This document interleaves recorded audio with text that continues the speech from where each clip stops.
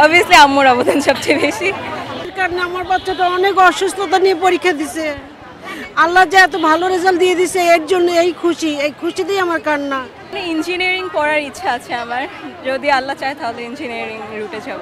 কোনো কোচিংয়ে দেই নাই, ও নিজে বাসায় বসে বসে একা একা পড়তেছে।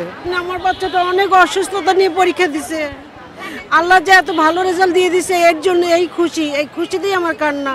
অসুস্থতার সময় হ্যাঁ হসপিটালে যে থাকার মতো যে আয়রন দিয়ে ব্লাড দিয়ে স্যালাইন দিয়ে এই বাসায় এসে শুয়ে থাকতো, তারপরে পরীক্ষার দিন কোনো রকম এনে পরীক্ষাটা অ্যাটেন্ড করাইছি আমরা। Admission open at Uttara University. সবাই জানে আমার বাচ্চাটা এত অসুস্থ ছিল, আলহামদুলিল্লাহ আলহামদুলিল্লাহ। আম্মু আমাকে জোর করেছে পড়ার জন্য, আমি পড়ায় অনেক ফাঁকিবাজি করি। আম্মু বলছে পড়, আমি পড়ছি ওইভাবে। যেহেতু শুরু থেকেই বেসিকটা ভালো ছিল, শুরু থেকেই পড়েছি, এর জন্য আলহামদুলিল্লাহ চলে আসছে। অবভিয়াসলি আম্মুর অবদান সবচেয়ে বেশি।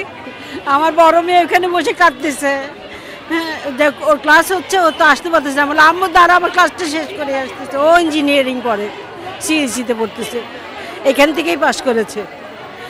এই আমাদের 14 বছরের আমার এখানে এই বিকারুন্নেসা আমার আসা যাওয়া, এই আজকেই শেষ হলো।